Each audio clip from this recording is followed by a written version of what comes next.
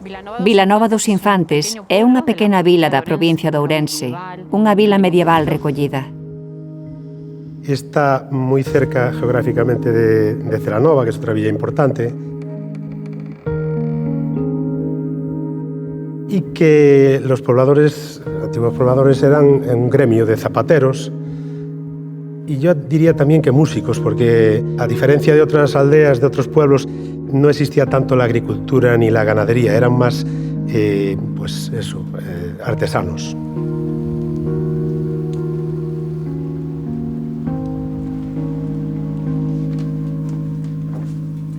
La gente mayor, de alguna manera, pues bueno, se fue yendo en la migración, fue falleciendo y ahora mismo pues los que quedamos aproximadamente somos sobre 80 habitantes. La vida en el pueblo es muy tranquila. Moi boas trouleiras e trouleiros, hoxe comenzamos a ritmo de paso doble dende Vilanova dos Infantes en Celanova, xa que vimos desfrutar, gozar da festa da Virxe do Cristal. Xa verán vostedes que festa tan bonita e que virxen tan curiosa, pequeniña, pequeniña ela. É unha imaxe relixiosa, é unha virxe que ademais ten inspirado moitísimos relatos, moitísimas lendas, ata poemas, e que está moi imbricada na tradición desa zona de Galicia. Curros Enríquez contribuiu moito coa súa lenda da Virxe do Cristal a divulgar e popularizar a Virxe do Cristal. É unha reliquia do século XVI, é a segunda imaxe da Virxe máis pequena do mundo. Nos explica como unha virgen, unha imagen, unha silueta tan pequeña pode estar metida dentro dun cristal, sin fisura alguna. Se fose unha lámina metálica podías explicar, pero se se mira outra luz transparente e se lle aprecian burbullas non é unha lámina metálica. E o plástico e o celofán non existían no 1600, cando o encontraron. Atribúenselle milagres e ten un gran valor espiritual. Como dicen aquí no pueblo, fai os seus milagros.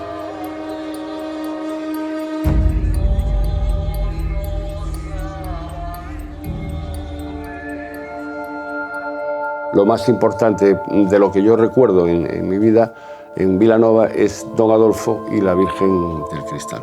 Don Adolfo era unha persona moi especial.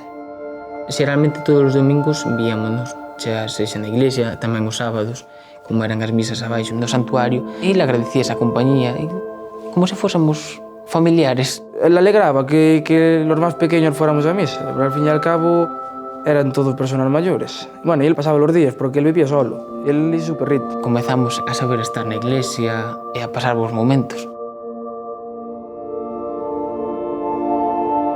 Por facer a broma pasábamos e tocábamos yendo timbre. Empezábamos a correr por aí arriba, por onde a iglesia. Éramos más pequeños y éramos un pouco trastes. Nunca se enfadou con nós, nunca nos berrou.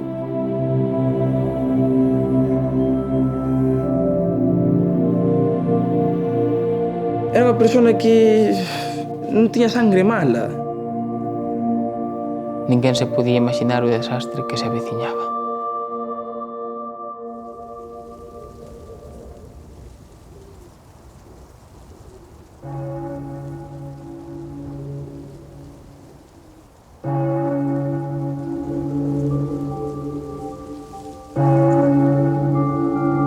Fue un día muy triste porque yo lo tenía aquí muchísimas veces.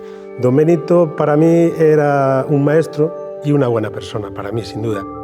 La banda de Vilanova tuvo mucho nombre y Don Benito estuvo, no sabría decir cuántos años, pero muchísimos años, no sé si más de 20 años debió estar al frente de la banda y todos los músicos que estuvieron con él lo respetaban y lo querían. Don Benito era eso, una figura musical. Dáballe clases aos nenos, fixo moitos nenos músicos aquí en Vilanova. Non sei que lle deu, algo... Non estuvo moito tempo malo, Era casi esperada, porque Don Benito venía arrastrando una enfermedad hacía unos meses y se esperaba ese desenlace también. Uno de sus grandes amigos había sido Don Adolfo. Los veías a menudo juntos. Yo creo que eran almas parecidas, porque, como se suele decir, Dios los da y ellos se juntan. A Don Adolfo le tuvo que afectar muchísimo la muerte de Don Benito, pero quizás tampoco tuvo tiempo de poder asimilarlo. Yo sabía que tenía dolor porque se le había muerto su mejor amigo, ¿no?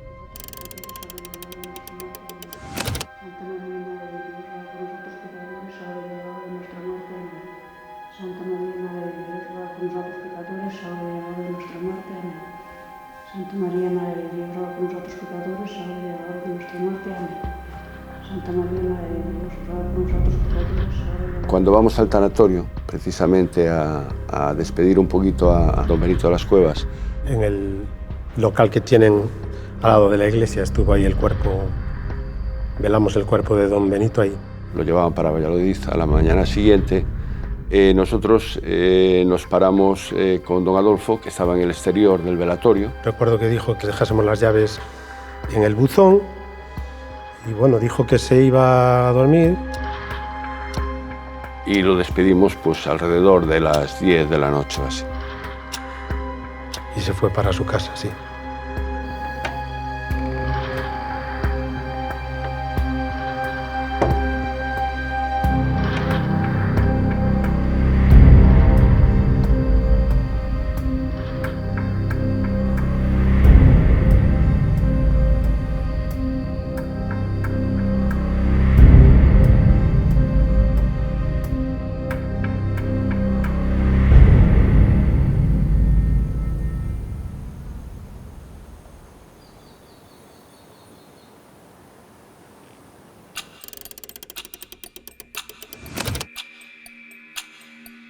Esos días sí que recuerdo que eran particularmente muy fríos, eran días de helada, eran fríos por la mañana. Entonces, nosotros al día siguiente pues salimos con el cuerpo de don Benito. Habían hablado de, por la mañana, pues levantarse para despedirlo o ir con él. Y don Adolfo no salió, nosotros no lo echamos en falta.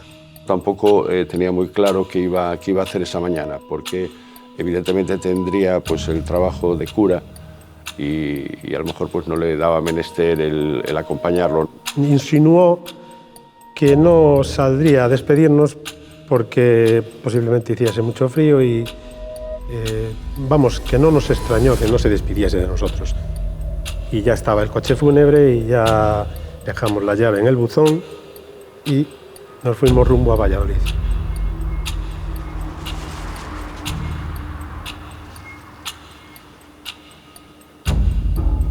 O martes era un día normal, nós pensábamos que estaba no enterro de don Benito e chegamos aquí, eu e o Paulino e íbamos desbrozar.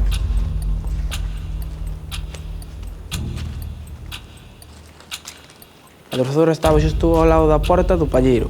Baixámosla, non encendía e pois dixemos, e se entramos aí, igual hai gasolina. Dixeme, non. Entón marchamos.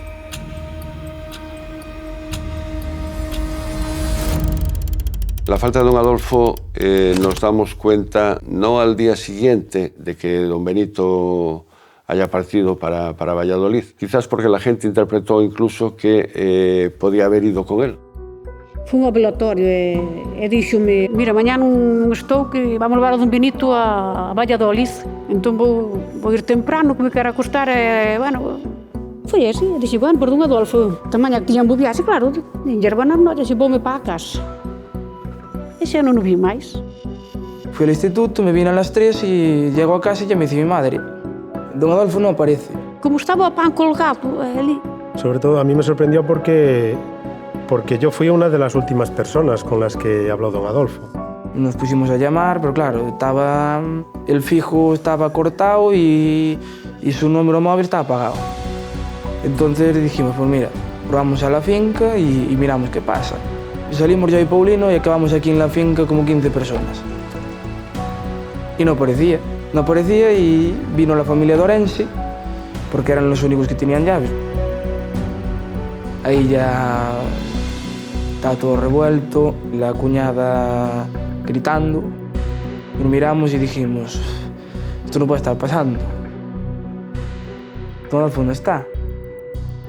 Salió, creo que fue el hermano, al patio y se le dio por abrir la puerta del pajar. Y fue cuando descubrieron el cadáver de don Adolfo.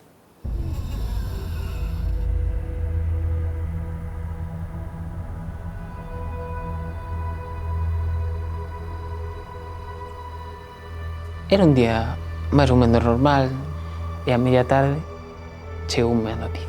mataron a don Adolfo. Esa fue la frase, mataron a don Adolfo. Adolfo Enríquez Méndez, párroco de Vilanova dos Infantes, parroquia de Celanova, ha sido hallado muerto hoy en un pajar de su casa, aparentemente con signos de violencia. Como que empezas a ver un pouco o que é a dureza da vida. Con 13 anos xogas, con 13 anos disfrutas cos teus amigos. Empezas, pois non sei, a pouco a pouco a madurar, pero que nós un día topámonos con isto. Él ya estaba ahí y nosotros al lado, separados por una puerta de madera. Y tú imagínate que me lo llevo a encontrar con 12 años.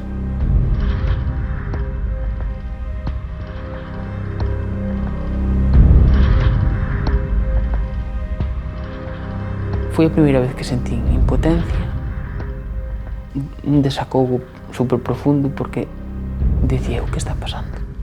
Como poideron matar a don Adolfo? Eran as preguntas que se facían dous rapaces de 13 anos. Que poido pasar? Que mal fixo este home? Que poido facer el para que lle quitaran a vida de tal forma? Crees que esto pasa en las películas, que aquí no va a pasar y que es un pueblo muy pequeño. Y la verdad es que te quedas un poco sorprendido. Eso sí que me impactó bastante. Yo creo que estaba todo el pueblo consternado, todo el pueblo estaba sorprendido. No hay una noticia clara en ese momento, simplemente pues, notábamos todos un poco de angustia. Pobrinho, a xente estaba había de todo. No chillando, pero sí exhausta de movimientos, de gestos, Si me dijeron que lo habían matado, yo no me lo creía. Yo digo, se moriría. Y luego ya trascendieron las noticias que lo habían matado. La Guardia Civil ha precintado la casa rectoral de Vilanova, donde fue encontrado el cadáver. Agentes de la Policía Judicial recaban pruebas en el lugar para aclarar las circunstancias de la muerte.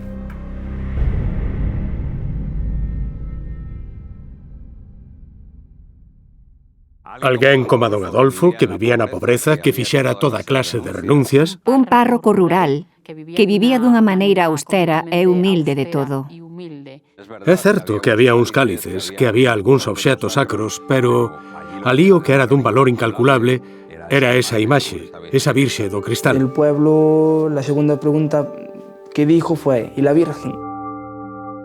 Todo o mundo en Vilanova sabía que don Adolfo era o custodio da Virxe de Cristal. Pues la Virgen la guardaba aquí en casa, en un armario que era el del archivo. Quien no lo sabíamos era él, una monja que falleció, luego se lo comentara a David, y solo sabíamos nosotros.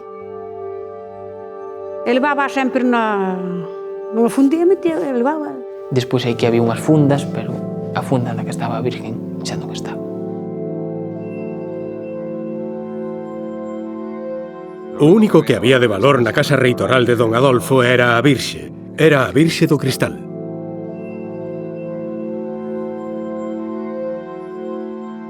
A Virxe de Cristal desaparecera.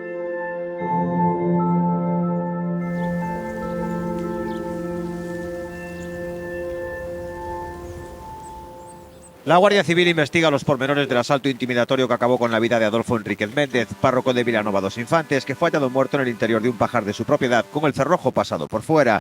El cadáver estaba boca abajo y presentaba un fuerte golpe en la cabeza, con sangre en la boca. A la trágica pérdida por el fallecimiento del párroco, muy querido en la localidad, se añade la preocupación por el paradero de la imagen de la Virxe do Cristal. El funeral del párroco Adolfo Enríquez será mañana a las 12 del mediodía, en el santuario de la Virxe do Cristal. Devotos, amigos, familiares y religiosos rendirán tributo al párroco que ha atendido a esta iglesia de Celanova durante 44 años. El concello de Celanova ha decretado 3 días de luto oficial. Casi no queríamos ni oír hablar.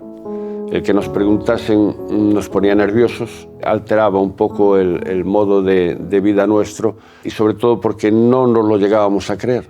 Eu non o creo. Eu non o creo.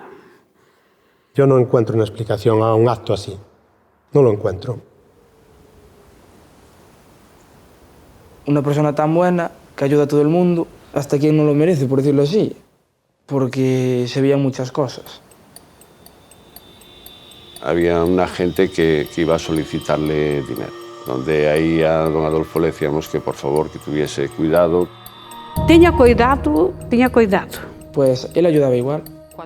Cando aparece o cadáver de don Adolfo e se sabe que a Virxe de Cristal desaparecera, Comezan os rumores. Han empezado a surgir rumores de que se han visto a ciudadanos de otras nacionalidades vigilando la casa durante algún tiempo, etcétera, etcétera. Teníamos que ser cautelosos porque tampoco hay que implicar a nadie, ¿no? Lo que nos toca ahora mismo es ser respetuosos con la investigación y esperar para que se esclarezca cuanto antes el suceso. A prudencia resulta fundamental porque había que coñecer os resultados desa autopsia para saber realmente o que pasara.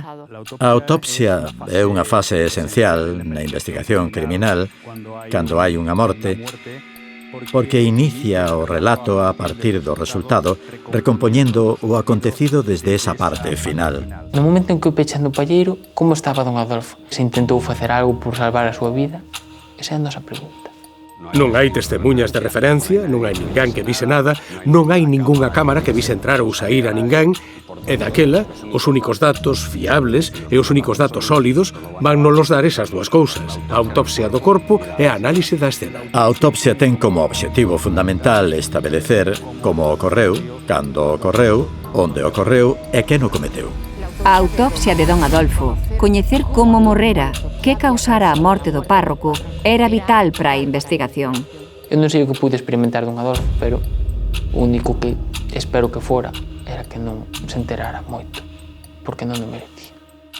O que revela o primeiro informe forense é que os traumatismos son varios, mesmo abre a porta a uns indicios de tortura.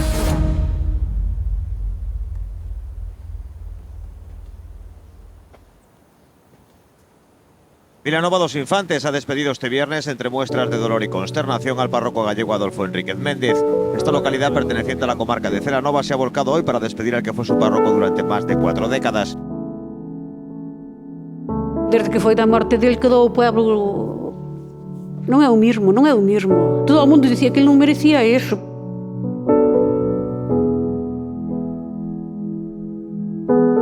En el momento que salió, todo el mundo se puso a aplaudir y llorar.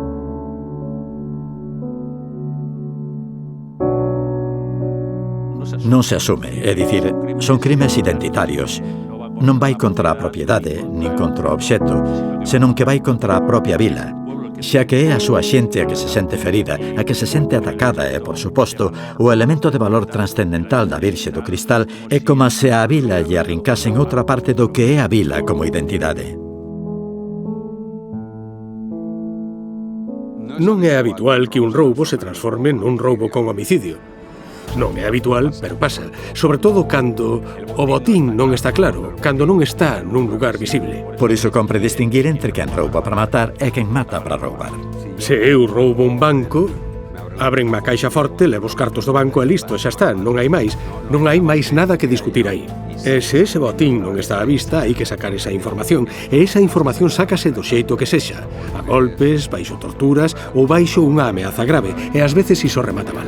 O que nos mostra un pouco a historia criminal é que quen comete un acto tan atroz adoita volver reincidir. En case calquera delito, a repetición provoca erros, xera erros, e daquela, aos delincuentes, tenos que acompañar a sorte case todos os días. A policía abóndalle un día de sorte, o día que o delincuente comete o erro.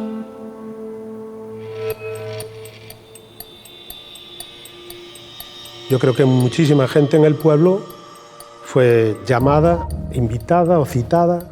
Fomos declarar a Guardia Civil, muchísimo. Fomos varios de... Sí.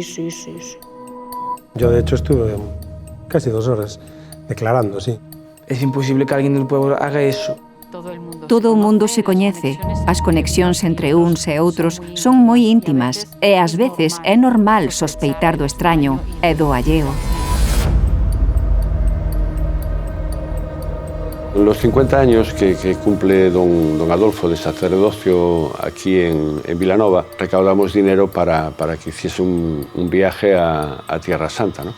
E ele veu cambiado dali, veu máis espiritual. Estaba como máis ensimismado en algo, que non sabía realmente lo que era. E psicológicamente tamén andaba tocado. Levaba unha vida estes últimos anos vivindo bastante na pobreza. Era alguén que fixera unha chea de renuncias e que, mesmo nos últimos tempos, sinalaban os veciños que quería vivir como a Xesucristo, na máis absoluta pobreza.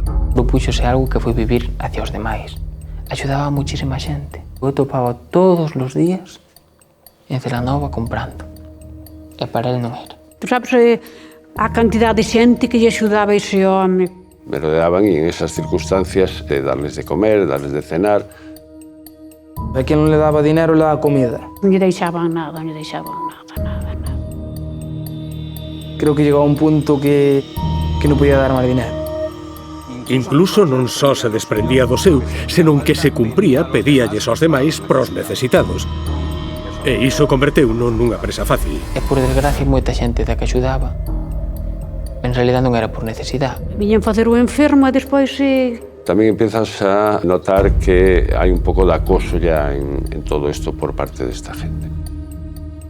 Dinero no sé si tendría, pero desde luego nos tentaba. Y yo creo que más bien el dinero era desprendido en ese sentido, o sea, era generoso. Alguno decía, bueno, pues se llevaron la Virgen pues, para venderla y sacarle mucho más dinero. Estaban las dos versiones, pero yo creo que quizás se creía un poco más en el robo por dinero que el robo por llevarse a la Virgen y tratar de venderla. Eu creo que quen entrou na casa reitoral non quería matar a don Adolfo, pero el resistiuse a entregarlles algo, presumiblemente a Virxe do Cristal. É que non levaron nada máis. Había armarios revoltos cos cálices hábitat dentro, de feito, seguramente tocados por iles, e non os levaron. Eu desconfío que o mellor a Virgen non a levaron. Eu tiña esperanza cando por ali, o mellor... Teremos esperanza de que aparezca, se agora ou dentro de 1000 años. A ver, unha reliquia do século XVI non ten valor económico, porque non hai nada que a cuantifique. Lo que podía tener valor económico era el camarín, una pieza que es de plata y está bañada en oro. O valor en pesos se cadra pois isto vale 1.500 euros. 500, 600, 1000, non sabemos exactamente. Xa ora, pero é que tal vez o valor artístico que ten é absolutamente incalculable. Eu creo que neste caso o valor de... Pregúntalles, vai a Vilanova e pregunta o valor que ten ali, a ver que che din. El valor real lo tiene Cristal, la Virgen, pero valor emocional, no es un valor económico. O beneficio económico que os asaltantes ou os asasinos de don Adolfo lles produciu este roubo é nulo, porque o valor da Virxe non pasa de 200 euros. Nin sequera se pode comprender ou entender porque non entenden como se puido pagar un prezo tan alto como, por exemplo, é a vida do párroco pola Virxe, nin tampouco o valor da Virxe fora do que é o elemento identitario da vila. Decidimos que este ano estábamos na obriga moral de transformar esta 14ª edición da Romería Etnográfica de Raigame nunha xornada de homenaxe hacia a figura de don Adolfo Enríquez Méndez, así como tamén a Virxen do Cristal. O Raigame aquí no pueblo sempre foi o Raigame, é dicir, é unha festa medieval que atrae moita xente, pero é que ese ano non se podía celebrar. Foi unha romaría diferente porque era a primeira romaría que non estaba don Adolfo. Foi unha tragedia que impactou moito. Fíxose un homenaje. La jornada comenzó a las 11 de la mañana con una misa concelebrada en el altar exterior del Santuario do Cristal, presidida por el obispo de la diócesis, Monseñor Leonardo Lemos. El obispo reclamó que se esclarezca la muerte de Enríquez, aparezca la imagen de Nuestra Señora del Cristal y que los responsables paguen su pena. Vai pasando o tempo e parece que non vai a cousa, que non aparece nadie, que non inculpan a nadie, que non hai un xuicio, non hai nada.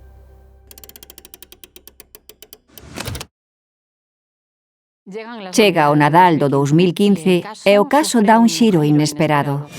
E detidas 2 persoas en relación coa morte violenta do cura de Vilanova dos Infantes. Ao parecer tratase de 2 homes de... Despois de enterarnos de que había 2 sospeitosos que os acababan de coller porque se estaban dando a fuga, foi unha mezcla entre tristura, pero por outro lado un pouco de esperanza. Colléronos, os ucranianos ou rumanos ou...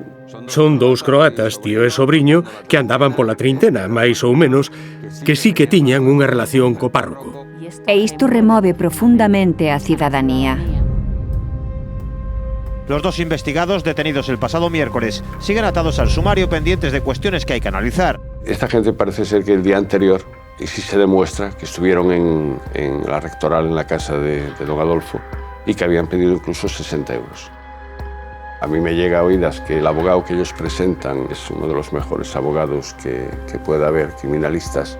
Su enrocamiento para no declarar ante la Guardia Civil y ante la autoridad judicial complicó después la instrucción. Bien, si yo pido 60 euros y me traes el mejor abogado de España, lo voy a entender muy mal. Eu non sei como puido ser aquela noite. Non sei o que puido pasar para darlle un fin así a don Adolfo. Hai algunha testemunha que o recoñece en horas próximas á morte do párroco a bordo dun coche. Ese coche sí se da respuesta de que estuvo por Vilanova, pero no la noche de autos, sino la noche anterior, donde ellos vienen a pedir dinero. Por eso que nuestras sospechas tienen que ir por ahí sí o sí. Hai abondos indicios para enfrontar os croatas á pena que lles imporían.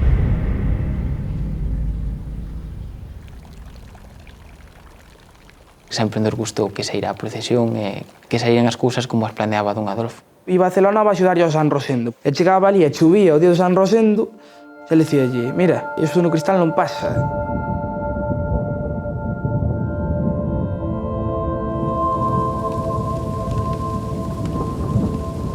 Non sabemos a razón, pero chora o cielo. Eu penso que choraban por don Adolfo. A don Adolfo le quitaron la vida y desapareció la imagen de la Virgen del Cristal. Entonces intenté realizar una para tener una imagen a la cual nos hiciese visible a Nuestra Señora tal como la teníamos antes. No fue posible. Fue posible hacer en orfebrería todo igual. Fue posible colocarle las gemas que tiene y los colores y la plata todo igual. Lo que no fue posible fue el cristal, porque si hacíamos el cristal licuado iba a quemar la imagen que estuviese dentro, dado que el cristal se funde a una temperatura mucho mayor que aguanta una pintura. De tal manera que la réplica que yo mandé hacer, pues resulta que es de metacrilato. No es más que una imagen. Yo creo que la gente que amaba y veneraba a la Virgen del Cristal lo siguió haciendo. Claro, hay personas que eran muy creyentes, que se sentirán muy afectadas por esa pérdida. Yo creo que lo realmente importante es la vida de una persona. La Virgen va a seguir ahí. Lo que se perdió fue un objeto. Seguimos adorando a nuestra Virgen y a nuestro párroco. Lo más importante es eso, la vida que no se puede reparar.